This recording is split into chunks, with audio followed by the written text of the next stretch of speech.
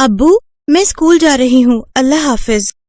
जाओ बेटी, खूब मन लगा कर पढ़ो, अल्लाह हाफिज। शिफा, ओ शिफा, अरे रुक तो जा जरा। ये ले तेरे खाने का डिब्बा, आज फिर भूले जा रही थी। ओ शुक्रिया मेरी अम्मी, अच्छा हुआ जो आपने याद दिला दिया, वरना कल की तरह फिर से भूखे रहना पड़ता मुझे। अब मैं चलती हूँ, अल्लाह हाफिज अम्मी। इतना कहकर शिफा अपने स्कूल चली जाती है। शिफा के अब्बू उस्मान एक गरीब किसान थे, हालांकि वो बहुत ईमानदार थे, इतने कि उसकी ईमानदारी का पूरे गांव में चर्चा था। गरीब होने के बावजूद उन्होंने हमेशा शिफा को पढ़ाया लिखाया। शिफा भी एक होशियार लड़की थी। वो गांव के सरकारी स्कूल में पढ़ती थी और हर साल सबसे अच्छे नंबर लाकर पास होती थी। सभी बच्चे ध्यान से मेरी बात सुनो, कल सभी बच्चों को अपने अपने घर से किसी न किसी बड़े को लेकर आना है। माता पिता आ सके तो सबसे बढ़िया, कल तुम लोगों का रिजल्ट बताया जाएगा, ठीक है? अगले दिन शिफा अपने अब्बू को साथ लेकर स्कूल जाती है और फिर कक्षा 8 में टॉप किया है शिफा ने, शाबाश बेटा, आगे आओ। शिफा स्टेज पर जाती है। हमें वाकई शिफा जैसे बच्चों की जरूरत है। ये हर साल अपनी क्लास में फर्स्ट आती है। मैं धन्यवाद देता हूँ इस होनहार बच्ची के पिता उस्मान भाई को। शिफा की इस कामयाबी के पीछे इनकी कितनी मेहनत है, ये बात मैं अच्छे से जानता हूँ। प्रिंसिपल सर की बात सुनकर उस्मान का सीना गर्व से चौड़ा हो जाता है, साथ ही उनकी आंखों में खुशी के आंसू भी आ जाते हैं। और घर पहुँचने के बाद, ज़ैनब भाई दिल खुश कर दिया बिटिया ने। हमारी बिटिया है ही इतनी अच्छी, अल्लाह हर बुरी नजर से बचाए हमारी बच्ची को। पता है ज़ैनब, अब तक गांव भर में मुझे सब मेरे नाम से जानते थे, लेकिन अब जब शिफा की वजह से मेरी पहचान होती है ना, तो दिल को बड़ा सुकून मिलता है। अब तो बस अल्लाह से यही दुआ है कि हमारी शिफा का हर ख्वाब पूरा हो और बड़ी होकर वो जो बनना चाहती है वो बन सके। आमीन। आप देखिएगा ऐसा जरूर होगा। वक्त अपनी रफ्तार से बीत रहा था और एक दिन कुछ ऐसा हुआ जिसने सब कुछ बदल कर रख दिया। स्कूल से घर लौटते हुए शिफा को एक गाड़ी ने टक्कर मार दी। इस हादसे में शिफा ने अपनी दोनों आंखों की रोशनी खो दी। ये हादसा सिर्फ शिफा पर ही नहीं बल्कि उसके पूरे परिवार पर कहर बनकर टूटा था। शिफा से जुड़े उसके अब्बू और अम्मी के सपने भी टूट गए थे और खुद शिफा भी पूरी तरह से टूट गई थी। अब्बू मुझे माफ कर दीजिए, मैं हार गई, अब मैं कुछ नहीं बन पाऊंगी, मैं किसी लायक नहीं रही। अब्बू। नहीं मेरी बच्ची, ऐसे हिम्मत नहीं हारते, अल्लाह पर भरोसा रखो, वो सब ठीक करेंगे। इस बात का शुक्र करो कि इतने खतरनाक हादसे के बाद भी तुम हमारे साथ हो। नहीं अब्बू, अब मेरे जिंदा रहने का क्या मतलब है, जब कुछ देख ही नहीं सकती तो जीकर क्या करूंगी मैं। वक्त बीत रहा था और शिफा वक्त के साथ और भी ज्यादा नाउम्मीद होती जा रही थी। वो खुद पर से भरोसा पूरी तरह से खो चुकी थी। दूसरी तरफ शिफा के इलाज पर खर्च की वजह से घर की माली हालत भी पहले से बदतर हो गई थी। उस्मान ने खेती बाड़ी के साथ साथ शहर जाकर मजदूरी करना भी शुरू कर दिया और फिर एक दिन शहर से घर लौटते हुए, अरे ये किसका बैग है? अब खोल कर देखता हूँ, शायद जिसका है ये उसकी कोई पहचान मिल जाए। उस्मान उस बैग को उठाकर खोलता है तो उसे अपनी आंखों पर यकीन नहीं होता। उस बैग के अंदर सोने चांदी के ढेर सारे गहने भरे हुए थे। या खुदा, कितनी मेहनत से ये सब जोड़ा होगा किसी ने, पर इसके अंदर तो ऐसा कुछ भी नहीं जिससे इसके मालिक के बारे में कुछ पता चल सके। लेकिन जो भी हो, मुझे उसे ढूंढना ही होगा जिसका ये बैग है। कितना परेशान होगा वो।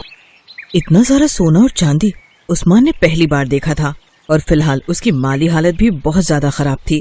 लेकिन उस्मान अल्लाह की इबादत करने वाला बंदा था। उसके मन में एक पल को भी लालच नहीं आया और वो उस बैग के मालिक को ढूंढने की उम्मीद में आगे बढ़ने लगा। तभी कुछ दूरी पर उस्मान को एक बूढ़ा आदमी दिखाई दिया जो रास्ते पर कुछ ढूंढ रहा था और बहुत परेशान दिख रहा था। अस्सलाम वालेकुम, आप कुछ ढूंढ रहे हैं क्या? कुछ खो गया है क्या? वालेकुम अस्सलाम बेटा, मेरा एक बैग था, वो कहीं गिर गया है, उसमें बहुत सारे जी कहीं ये तो आपका बैग नहीं है? अरे हाँ, अब यही तो है, शुक्र है अल्लाह का, ये मुझे वापस मिल गया। बूढ़े आदमी ने फौरन अपना बैग खोलकर देखा। उसने पाया कि बैग में सब कुछ सही सलामत है और कुछ भी गायब नहीं था। ये देखकर बूढ़े आदमी ने चैन की सांस ली और फिर, बेटा तुम जैसे फरिश्ते आज भी मिलते हैं, ये मैंने नहीं सोचा था। इस बैग को लौटाकर तुमने साबित कर दिया कि अब भी इंसानियत बाकी है इस जहां में, जिसे तुम जैसे अल्लाह के बंदे कायम रखे हुए हैं। जी ऐसा कुछ नहीं, मैंने तो बस वही किया जो मेरे ईमान ने मुझसे कहा। अच्छा तो अब मैं चलता हूँ, खुदा हाफिज। नहीं नहीं, तुम्हें खाली हाथ कैसे जाने दूं? लो ये एक मेरी तरफ से ये रख लो, देखो मना मत करना, अपनी नेक दिली का सबाब समझ कर रख लो। उस बूढ़े आदमी ने कुछ पैसे उस्मान की तरफ बड़े ही प्यार से बढ़ाए थे, जो वाकई काफी ज्यादा थे। उस्मान के काफी मना करने पर भी बूढ़े आदमी ने वो पैसे उस्मान को पकड़ा ही दिए, और सच ये था कि वाकई उन पैसों से उस्मान की बहुत मदद हो गई। शिफा के इलाज के लिए लिया हुआ सारा उधार चुक गया और उसके बाद भी कुछ पैसे बच गए। अब उस्मान जब भी शहर जाता तो रास्ते में कई बार उन बूढ़े बाबा से उसकी मुलाकात हो ही जाती थी। और फिर एक दिन, उस्मान बेटा तुम मेरे घर आओ, तुम्हारे खानदान से मिलने का बड़ा मन है। ऐसा करो, बकरीद की दावत मेरे घर पर करो, ठीक है ना? मैं आऊंगा बाबा, पर पहले आपको मेरे घर आना होगा। ईद की नमाज हम साथ में पढ़ेंगे और फिर आपके घर भी चलेंगे। ठीक है, जैसी तुम्हारी मर्जी। कुछ दिनों बाद बकरीद का त्योहार आता है और बूढ़ा आदमी तय वादे के मुताबिक नमाज से पहले उस्मान के घर पहुंच जाता है। अस्सलाम वालेकुम बाबा। वालेकुम अस्सलाम बेटी, माशाअल्लाह बड़ी प्यारी बच्ची है। वैसे तुम हमें कैसे जानती हो? अब्बू ने बताया था आपके बारे में।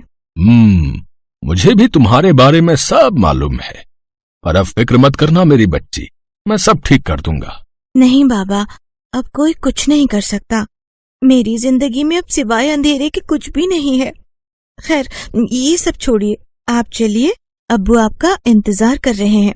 इसके बाद उस्मान और वो बूढ़ा आदमी साथ में ईद की नमाज पढ़ने जाते हैं। और फिर, अब्बू हम कहाँ जा रहे हैं? बाबा ने बकरीद की दावत दी है, बस वहीं जा रहे हैं बेटा। बूढ़ा आदमी उन तीनों को साथ लेकर चल पड़ता है। बातें करते करते अचानक वो सभी जंगल की तरफ मुड़ जाते हैं और ये देखकर ज़ैनब घबरा जाती है। ये रास्ता तो जंगल को जाता है। घबराओ मत बेटी, मैं शहर के शोर शराबे से दूर यहीं रहता हूँ, बस मेरा घर पास ही में है। कुछ देर चलने के बाद जंगल के बीचों बीच सबको एक आलीशान हवेली दिखाई देती है, जिसे देखकर उस्मान और ज़ैनब चौंक जाते हैं। बाबा क्या वाकई ये है आपका घर? हाँ यही है। अब अंदर भी चलोगे या यहीं सारी बातें करोगे भाई? सभी लोग घर के अंदर जाते हैं तो देखते हैं कि वहाँ पहले से ही एक बहुत बड़ा दस्तरखान बिछा हुआ है, जिस पर एक से एक पकवान भी रखे हुए हैं। चलो अब बिस्मिल्लाह करो भाई। जी आप लोग नोश फरमाइए, मैं और शिफा बाद में। नहीं बेटी, ईद की खुशी में ये आपके लिए खास दावत है, आओ सब साथ बैठकर खाएंगे। उस्मान और उसके परिवार ने पहली बार इतना बढ़िया और लजीज खाना चखा था। हालांकि बूढ़े आदमी के अलावा उस आलिशान घर में और कोई नजर नहीं आ रहा था। ये बात ज़ैनब को थोड़ी अजीब लग रही थी, लेकिन तभी शिफा खाना छोड़कर अपनी आंखें मलने लगी। ये देखकर ज़ैनब ने उससे पूछा, क्या हुआ शिफा, आंखों में कुछ चला गया है क्या बेटा? अम्मी, क्या ये सच है? रुकिए रुकिए जरा। ये कहकर शिफा अपनी आंखें जोर से बंद करती है और फिर आंखें खोल लेती है, और इस बार उसकी आंखों से आंसू बहने लगते हैं। क्या हुआ मेरी बच्ची, कुछ तो बता, तू रो क्यों रही है? करिश्मा हुआ है अम्मी, मुझे सब दिखाई दे रहा है। मैं आपको, अब्बू को, बाबा को, इस दस्तरखान को, इस खाने को, सबको देख सकती हूँ मैं। अम्मी मैं सब कुछ देख सकती हूँ। ये दावत, ये जादुई है। इस दावत का खाना खाते ही मेरी आंखों की रोशनी मुझे वापस मिल गई। शिफा की बातें सुनकर ज़ैनब और उस्मान भी रोने लगे और जाकर शिफा के गले लग गए। फिर उस्मान ने जैसे ही बूढ़े आदमी का रुख किया, वो एक बार फिर चौंक गया, क्योंकि बूढ़ा आदमी वहाँ पर था ही नहीं। सिर्फ इतना ही नहीं, वो आलिशान घर और वहाँ मौजूद सारी चीजें भी जादुई तरीके से गायब होने लगी। कुछ ही पलों के बाद उस्मान, ज़ैनब और शिफा तीनों ही घने जंगल में खड़े थे। हालांकि जादुई दावत परोसने वाला वो दस्तरखान अब भी वहीं पर था। ज़ैनब ने आगे बढ़कर खाने के बर्तनों को खोला तो पाया कि वो बर्तन अब पकवानों की जगह सोने चांदी के सिक्कों से भरे थे। बाबा वो कहाँ गए और वो घर, ये सब क्या हुआ जी? अभी तक नहीं समझी ज़ैनब, बाबा अल्लाह के भेजे हुए फरिश्ते थे जो हमारी सारी मुश्किलों को दूर करने आए थे। चलो अब घर चलते हैं, दावत पूरी हुई। वसीम एक गरीब दर्जी था जो कपड़े सिलकर अपने परिवार का गुजारा करता था, लेकिन उसकी आमदनी इतनी नहीं थी कि घर में खुशहाली आ सके। वसीम की पत्नी नगमा थी। फिर एक रोज, सुनिए जी, कुछ दिनों में ईद आने वाली है और हमारे पास बिल्कुल भी पैसे नहीं है कि हम बकरा खरीद सके। बच्चों का बड़ा मन था कि इस बार हम बकरा ईद जरूर मनाएं। तुम तो जानती हो ना नगमा, इस वक्त मेरे हालात कैसे चल रहे हैं। गर्मियों के दिन है, सारा दिन धूप और गर्मी में बैठा रहता हूँ, तब जाकर थोड़ा बहुत काम सिलाई का मिलता है। उनकी ये बातें उनका 10 साल का बेटा रेहान सुन रहा था। वो उनके पास आया और बोला, अब्बू ये लो, ये थोड़े से पैसे मैंने और जोया ने इकट्ठे किए थे। जो पैसे जब हम खाला के घर जाते थे तो वो चीज के लिए हमें देती थी। आप इनसे जाकर नया बकरा ले आइए। ये देख नगमा और वसीम दोनों की आंखों में आंसू आ जाते हैं। नगमा और वसीम के 3 बच्चे थे। 14 साल का बड़ा बेटा नफीस, 10 साल का रेहान और 8 साल की बेटी जोया। ऐसे ही कुछ दिन बीत जाते हैं। एक रोज नमाज अदा करते हुए, या अल्लाह, हमें भी बकरीद मनानी है। और उधर शाम ढलते ही वसीम जंगल से घर लौट रहा था तो उसे एक बेहद ही सुंदर बकरा जंगल में मिलता है, जिसे वो अपने उस बकरे के घर में आने से अब रेहान और जोया काफी खुश थे। वो दोनों हर समय उसके साथ ही खेलते। ऐसे ही नमाज का वक्त भी हो जाता है और रेहान देखता है कि अजहर भी नमाज अदा कर रहा है। या अल्लाह, ये तेरा कैसा करिश्मा है, जो जानवर भी तेरी इबादत कर रहे हैं। अल्लाह तू चाहे तो पत्थर में भी जान डाल दे। लेकिन ये तो सचमुच करिश्मा है। अजहर, तुम भी अल्लाह की इबादत करते हो? मैं अल्लाह ताला ने हम सबको नमाज का हुक्म दिया है, तो हम भला कैसे मरहूम रहे। सही कहा तुमने। और मेरे भाई नफीस जो नमाज नहीं पढ़ते, अल्लाह ताला उन्हें भी हिदायत फरमाए। रेहान का एक बड़ा भाई नफीस बिल्कुल भी खुदा को याद नहीं करता था और ना ही कभी नमाज अदा करता था। ऐसे ही एक रोज, नफीस भाई, जोहर की नमाज अदा हो रही है, आप भी चलकर पढ़ लें। रेहान जाओ यहाँ से, मैंने कहा ना मुझे नमाज अदा नहीं करनी। लेकिन भाईजान, पहले तो आप नमाज अदा करते थे, फिर अब ऐसा क्या हुआ? तुम दोनों जाते क्यों नहीं ऐसे? क्या तब से नमाज लगा रखा है? मैंने कहा ना मुझे नहीं अदा करनी कोई नमाज। नफीस उन दोनों को डांट कर भगा देता है। उन दोनों को उदास देखकर अजहर उनसे पूछता है, क्या हुआ रेहान, तुम इतने उदास क्यों हो? जोया तुम बताओ। क्या बताए, हमारा भाई नमाज नहीं पढ़ता। वो अकीरत की तैयारी नहीं करता। उसका क्या बनेगा जो नमाज नहीं पढ़ता? अल्लाह ताला उसे जहन्नुम हासिल कराएगा। या मेरे अल्लाह ताला उसे हिदायत अता फरमा। तभी वसीम भी घर लौट आता है। अब्बू जान, भाईजान नमाज क्यों नहीं पढ़ते? बेटा, उसके दिल पर गलत लोगों का साया पड़ चुका है। उसे गुनाह और सबब में फर्क दिखाई देना बंद हो चुका है। अल्लाह जिस बंदे से नाराज होता है तो उससे सजदे की तौफीक छीन लेता है और बंदा सोचता है कि हम खुद नमाज नहीं पढ़ रहे, जबकि अल्लाह उससे नाराज हो चुका होता है। बस अल्लाह ही है जो उसके दिल को साफ कर सकता है। या अल्लाह, मेरे बेटे को हिदायत अता फरमा। अपने अब्बू को उदास देखकर रेहान ठान लेता है कि वो अगले दिन फिर अपने भाईजान से नमाज अदा करने की बात करेगा और यही सोचकर वो अगली सुबह फिर उसके पास जाता है। चलो भाई, नमाज हो रही है, फोन रख दो और नमाज पढ़ने चलो। अरे तू ऐसा नहीं मानेगा, तू बहुत मेरा दिमाग खराब कर रहा है। आज तुझे बताता हूँ सही से। ये कहकर वो रेहान की डंडे से पिटाई करने लगता है। तभी जोया दौड़कर वहाँ आती है। भाईजान, इसे छोड़ दीजिए भाईजान, अम्मी जान रेहान को बचाइए, भाईजान इसे मार डालेंगे अम्मी जान। उनकी आवाज सुनकर नगमा वहाँ आती है। ये क्या नाफिस, तुम्हें शर्म नहीं है? एक तो तुम्हारा छोटा भाई नमाज के लिए तुम्हें बुला रहा है और मना करने पर तुम अपने छोटे भाई को मार रहे हो। अल्लाह तुम पर अपना कहर नाजिल करे। तभी माँ की दुआ फर्श से अर्श तक जाती है और आसमान को चीरती हुई एक बिजली आंखों पर गिरती है, जिससे नफीस अंधा हो जाता है। मेरी आंखों में कुछ दिखाई नहीं दे रहा है। अम्मी जान, तुमने मुझे कैसी बद्दुआ दी है? मैं अंधा हो गया अम्मी जान।